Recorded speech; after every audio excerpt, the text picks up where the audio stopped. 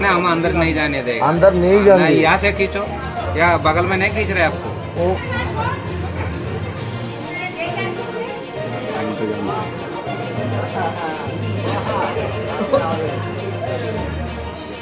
আঠারো নম্বর বুথ তুমি নিবা? 18 নম্বর বুথটা আমি জুম করে নিলাম। 18 লেখাটা নেওয়া? হ্যাঁ, নিয়েছি আমি। প্রতি বছরে কম বেশি থাকে নিরপেক্ষভাবে, যে আমি আইএসএফের হয়েই কাজ করি, কিন্তু কোনো অশান্তির মধ্যে থাকি না। এবার বুথে বসলেন না কেন? এবারে বুথে বসতে গেলাম, সঙ্গে একজনকে নিয়ে গেলাম আমি বুথে যাওয়ার জন্য প্রস্তুতি নিয়ে। আমার হাতে কাগজপত্র দেখলো, দেখে বললো তুই কি এজেন্টে বসবি? আমি বলি হ্যাঁ বসবো। তখন যে আমাকে নিয়ে গেছিলো তাকে ডাকলো, ওকে ডেকে বললো এজেন্টে কেউ বসবে না, আর তাছাড়া যদি এজেন্টে বসে আর তুইও যদি ভোট দিস, তোর মানে গ্রামের ভোটও কেউ দিতে পারবে না, একদম মেরে গুড়িয়ে ধুলো করে দেওয়া হবে।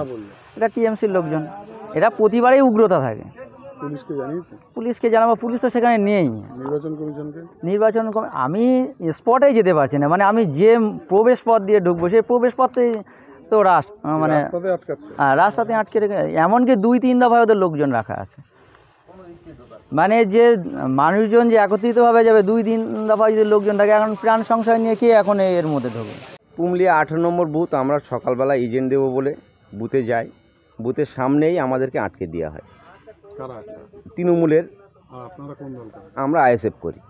তৃণমূলের লোকজন প্রচণ্ড বলে যে যেতে পারবি না, গেলে তোমার মেরে এখানে ধুলিয়ে ফেলাবো।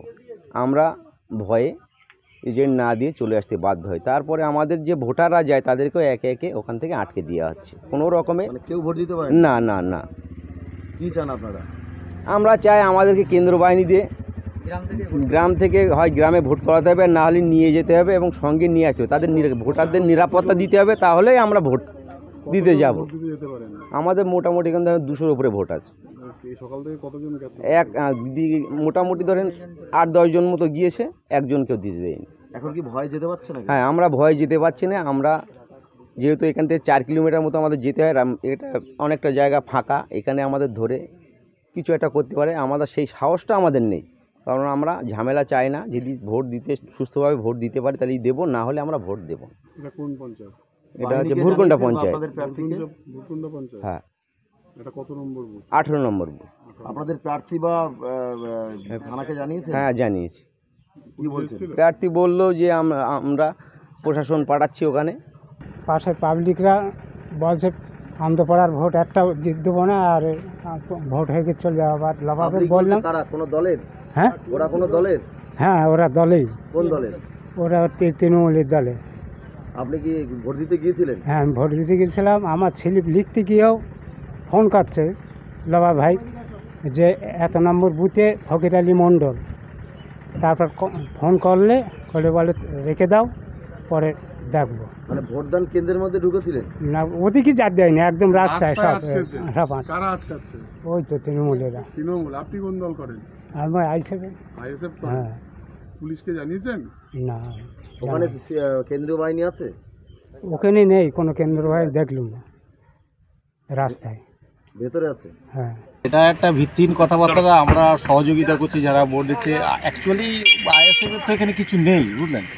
এখানে সংগঠন নেই, যার ফলে ওরা ভয়ে তারা এগুলো ভীতু। ওরা আমরা তাদের সর্বাধিক সহযোগিতা করছি। এখানে যারা আসছে আমাদের অনেকে বলেছে এজেন্ট বা ভোটার যারা আসতে পারে, আসছে তারা, আমরা সহযোগিতা করছি, ফুললি তাদের সাপোর্ট করছি। কারোর কোনো এখানে কোনো অশান্তির জায়গা না। এই বুথ খুব শান্তিপ্রিয় বুথ।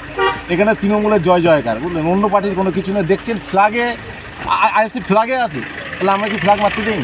আমরা ফ্ল্যাগ মারার জন্য জায়গা ছেড়ে রেখেছি, মারুক না। আরে গণতান্ত্রিক মানুষ তার ব্যক্তিগত ভোট দেবে, এখানে তো কোনো সমস্যা নেই। দিদির উন্নয়ন কথা বল।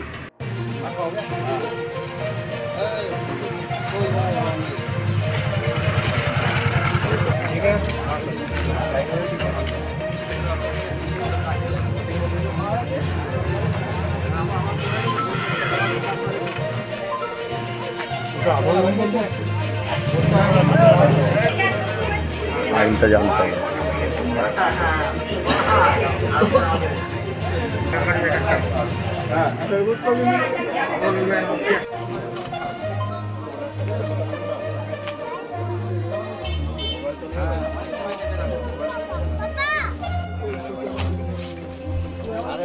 ना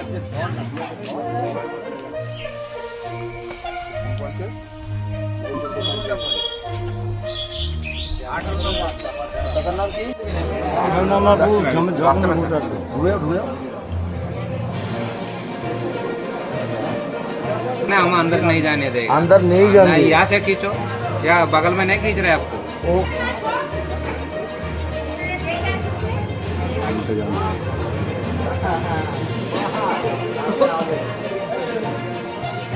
আঠারো নম্বর বুথ তুমি নেওয়া হ্যাঁ 18 নম্বর বুথটা আমি জুম করে নিলাম।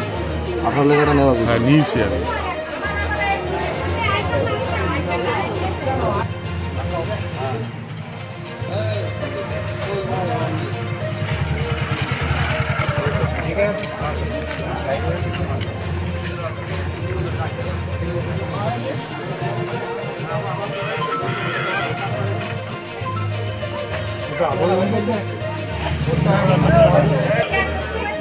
আইনটা জানতে হবে।